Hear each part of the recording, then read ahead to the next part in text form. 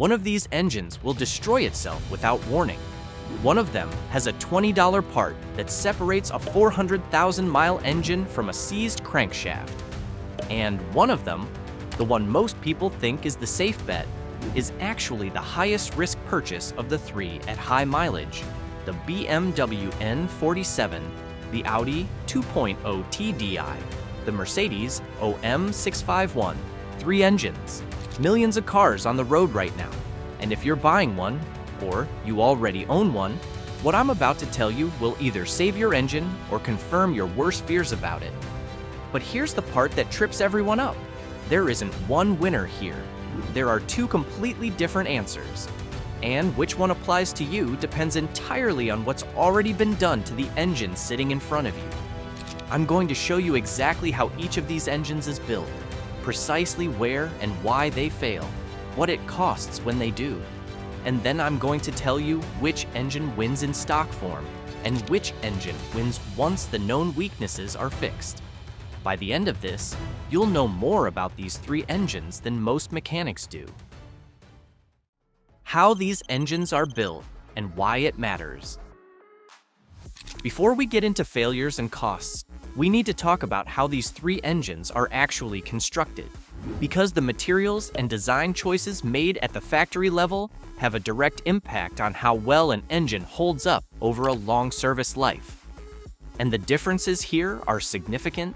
The BMW N47, specifically the N47D20, uses an open-deck aluminum alloy cylinder block with cast iron liners. Aluminum keeps the weight down, which BMW wanted for handling and weight distribution. That makes sense on paper, but the open deck design reduces structural rigidity at the top of the cylinder bores. Under continuous high-load thermal cycling, which is exactly what a diesel engine does day in, day out, you can get localized heat concentration. That leads to subtle bore distortion over time, which means increased blow-by and accelerated piston ring wear. It's a lightweight design that works well when the engine is young. The question is how it holds up when the miles stack up. The Audi and Volkswagen 2.0 TDI is a different story. The standard EA189 and EA288 variants use a high-strength gray cast iron alloy block, specifically EN-GJL-250. Cast iron is heavier, but it provides exceptional rigidity and thermal dampening. The cylinder bores stay round even after hundreds of thousands of miles. That's a genuine structural advantage. Now, there is a high-performance version of the newer EA288 Evo that breaks from this and uses an aluminum alloy block with cast iron liners. But for the standard TDI variants that most people are actually driving, you're getting that solid cast iron foundation. Then there's the Mercedes-Benz OM651. This is a heavy-duty, long-stroke engine, and it shows. It uses a robust gray cast iron cylinder block paired with an aluminum alloy cylinder head. It's built to withstand peak combustion pressures that are among the highest of the 3 engines we're looking at today. The structural mass of this engine is what gives it its dimensional stability over a long service life. So right from the start, you've got a clear split. The N47 prioritizes weight savings. The TDI and the OM651 prioritize structural durability. That philosophy carries through into how each engine ages. Before we get into the specific engines, if you want a more in-depth look into how your BMW or Mercedes can last 100,000, 200,000, or even 300,000 miles, these ebooks reveal the exact maintenance secrets and brand-specific strategies that every BMW or Mercedes owner should know. If you want to check them out, the link is down in the description below. The BMW N47, the timing chain problem. Let's start with the N47, because this is the engine that has the most talked about failure mode of the 3, and for good reason. The N47's primary weakness is its rear-mounted timing chain drive. BMW positioned the timing chain at the back of the engine, adjacent to the transmission bell housing, to comply with frontal pedestrian impact safety standards. It's a logical engineering decision for crash safety. but it means that any timing chain work requires the engine to come out of the car. That's a significant labor bill before you've even bought a single part. The timing drive itself is a 3-chain system, an upper chain driving the camshafts, a lower chain driving the high-pressure fuel pump, and a separate, smaller chain driving the oil pump. And the failure sequence, when it happens, is not a gradual decline. It's a cascade. Here's how it goes. The aluminum crankcase expands under heat. The plastic guide rails that keep the chain in check become brittle over time. The hydraulic chain tensioner, which relies on immediate oil pressure to function, bleeds down during cold starts. The chain slaps against those plastic guides. The guides crack and shed debris into the oil pan. That debris clogs the oil pump pickup screen. Oil pressure drops, the chain stretches, and eventually it either jumps teeth or snaps entirely. When the chain snaps, it causes immediate valve-to-piston contact, bent valves, damaged cylinder head, and often a fractured aluminum block. The engine is done. In early N47 D20A variants, those built before January 5, 2009, the crankshaft sprocket was manufactured with overly sharp teeth, and that sprocket was integrated directly into the crankshaft, meaning sprocket wear required replacing the entire crankshaft assembly. That's an expensive problem. BMW did address these issues. Updates introduced a revised crankshaft with rounded sprocket teeth, redesigned nylon chain guides, and a tensioner with a stronger internal spring. But even with those updates, high-mileage N47s require proactive maintenance to stay reliable. Modern repairs typically use aftermarket kits, such as the EA189-01-4610 kit, which includes steel-backed guide rails and a separate press-fit crankshaft sprocket. That eliminates the plastic degradation issue entirely, but the labor to fit it is still 30 to 45 hours of work, with specialist costs typically running between £4,000 and £6,500. There's also a secondary issue at high mileage: fuel system contamination. The Bosch high-pressure fuel pump can wear internally, shedding microscopic metal particles into the common rail system. Those particles clog the injectors, and resolving it means replacing the tank fuel pumps, lines, rail, and injectors. That's another £3,500 or more on top of anything else you've already spent. The N47 is not a bad engine when it's maintained correctly and the known weaknesses are addressed. But in its original unmodified state at 200,000 miles, it carries real risk. The Audi and Volkswagen 2.0 TDI, oil pump drive and thermal management. The 2.0 TDI resolved a lot of the harshness issues that came with the older pump-deuce engines. It's a smoother, more refined unit, but it brought its own set of high-mileage problems that are worth understanding in detail. In the EA189 generation, produced up to 2015, the primary mechanical failure point is the balance shaft module's oil pump drive. The oil pump is driven off the balance shaft assembly via a small steel hexagonal coupling pin. In early designs, that pin was only 6 millimeters wide and sat in a shallow recess in the balance shaft. Over time, engine vibration rounds off the sharp edges of that hexagonal pin. Somewhere between 80,000 and 125,000 miles, or roughly 130,000 to 200,000 kilometers, the rounded pin slips inside its recess. The oil pump stops immediately. Oil pressure drops to zero. The turbocharger bearings and engine journals are starved within seconds. Terminal engine failure follows very quickly. It's a small component causing catastrophic damage, and it's the kind of failure that can happen without much warning. Volkswagen revised the balance shaft module to use a deeper recess and a hardened pin. Aftermarket solutions include laser cutting a larger hexagonal seat into the original balance shaft, or fitting an MMHP conversion kit, which replaces the entire balance shaft module with a direct gear-driven oil pump. That conversion increases oil flow significantly and removes the failure point entirely. The newer EA288 platform, introduced in 2012 and still in production, eliminated the balance shaft hex drive. but it introduced a different concern: a submerged wet oil pump drive belt.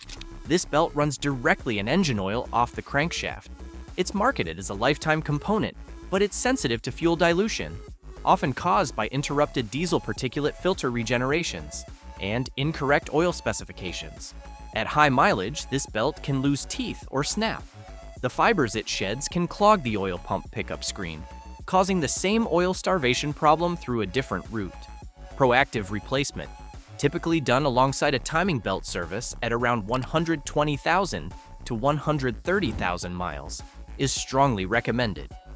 The EA288 also has a variable flow water pump with an electronically controlled sliding shroud. This shroud blocks coolant flow during cold starts to help the engine warm up quickly. At high mileage, the slip ring inside the pump can seize due to coolant scale or corrosion, jamming the shroud in the closed position. Coolant flow to the block is blocked. The engine overheats locally. Head gasket failure or cylinder head distortion follows. Total repair costs for a timing belt service, including the wet oil pump belt on the EA288, typically run between £850 and £1,500. That's manageable. But if the oil pump drive fails catastrophically before that service is done, you're looking at £3,000 to £5,000 for engine replacement. The Mercedes-Benz OM651 injectors and the oil pressure solenoid. The OM651 is structurally the most robust of the three engines we're looking at today. That cast iron block, combined with a short simplex timing chain driven off an intermediate gear, gives it a foundation that the other two simply don't have. But it had serious problems in its early production years, and it has a specific high mileage vulnerability that you need to know about. When the OM651 launched in 2008, the high-output 220 CDI and 250 CDI variants used Delphi piezoelectric common rail injectors, operating at pressures up to 2,000 bar, without a fuel return line. These injectors had high failure rates, often failing around the 30,000 mile or 50,000 kilometer mark. When they failed, they leaked internally. Rough idling, misfires, limp home mode, or cylinder washing, where excess fuel strips the lubricating oil off the cylinder walls, leading to piston seizure. Mercedes-Benz addressed this through a global recall campaign, retrofitting affected engines with magnetically actuated solenoid injectors. That conversion required a revised ECU, a physical fuel return line, and custom engine covers. If you're buying an early OM651, the first thing to verify is whether this retrofit has been completed. Now, the high mileage vulnerability. The OM651 uses a two-stage oil pump controlled by an electronic oil pressure solenoid valve. Part number A65118000315. Below 2,500 revolutions per minute, the ECU activates this solenoid to bypass oil flow, keeping pressure at a lower stage to reduce parasitic losses and improve fuel economy. Above 2,500 revolutions per minute or under high torque loads, the solenoid should deactivate, raising pressure to the higher stage. At high mileage, this solenoid valve can stick internally due to carbon buildup or mechanical wear. The engine gets trapped in low-pressure mode even under high loads or elevated oil temperatures. The connecting rod and main bearings furthest from the pump are the first to suffer. Spun rod bearings follow. Severe crankshaft damage follows that. The fix is straightforward and inexpensive. You replace the solenoid valve with a genuine Mercedes threaded dummy plug. Part number A189 and EA288. This plug mechanically disables the ECU's low-pressure bypass, locking the oil pump in its high-pressure stage at all times. It costs between £10 and £25 for the part. Labor is 1 to 2 hours. Total cost is typically £150 to £300. Yes, it slightly increases fuel consumption, but it protects the bottom end of the engine from a failure mode that can destroy it without warning. There's also a plastic coolant flange and water pump housing mounted directly above the oil cooler. Thermal cycling makes the plastic brittle over time, leading to coolant leaks that can crack the oil cooler housing and contaminate the engine oil with coolant. It's worth inspecting this area on any high-mileage OM651. When the solenoid bypass is done and the injector retrofit is confirmed, the OM651 is a different engine entirely. In commercial taxi and fleet applications, these engines regularly exceed 400,000 miles. The verdict? 2 scenarios, 2 different winners. Now, here's where it gets interesting. Because the answer to which engine wins at 200,000 miles genuinely depends on the condition of the car in front of you. Scenario 1. Original, unmodified factory specification. If you're looking at an engine that's had basic maintenance and nothing more, the Audi and Volkswagen 2.0 TDI EA288 comes out on top. Its timing belt is a standard service item with a recommended replacement interval of 130,000 miles, so there's a reasonable chance it's already been done. The cast iron block provides excellent wear resistance, and even if the timing belt fails, the repair doesn't require removing the engine, keeping costs lower than either of its competitors. The Mercedes OM651 sits in second place in this scenario. The cast iron block and robust lower-end gear drive are genuinely impressive, but leaving that active oil pressure solenoid unmodified is a real risk under high loads, and that keeps it off the top spot. The BMW N47 in its original unmodified state at 200,000 miles is the highest risk choice of the 3. The likelihood of timing chain elongation, plastic guide rail failure, and the cost of engine removal make it the most difficult to recommend without knowing the full service history. Scenario 2. Optimized, with all known weaknesses addressed. This is where the picture changes completely. With the Delphi injector retrofit confirmed and the oil pressure solenoid bypassed using the genuine Mercedes dummy plug, the OM651 becomes the most durable engine of the 3. The oil pump locked in high-pressure mode protects the crankshaft journals and bearings. The cast iron block handles the miles. The simplex timing chain driven off an intermediate gear is one of the most reliable setups of any modern diesel. These engines regularly exceed 400,000 miles in fleet use. The OM651 wins, and it's not particularly close. The optimized 2.0 TDI with an upgraded balance shaft hex drive or an MMHP oil pump conversion is highly reliable and takes second place. But the complexity of the emission systems, including AdBlue, the diesel particulate filter, and dual-loop EGR, along with the potential for higher oil consumption past 200,000 miles, makes it slightly more demanding to live with than the modified OM651. The N47, even with an upgraded timing chain kit featuring steel-backed guide rails and fresh fuel system components, finishes third. It's not a bad engine when properly maintained, but that lightweight aluminum block simply doesn't have the long-term structural durability of the cast iron units in the TDI and the OM651. It's the most complex and expensive to maintain over the long haul. So there it is. 3 engines, 2 very different verdicts depending on what's been done to them. In standard form, the 2.0 TDI is your safest bet.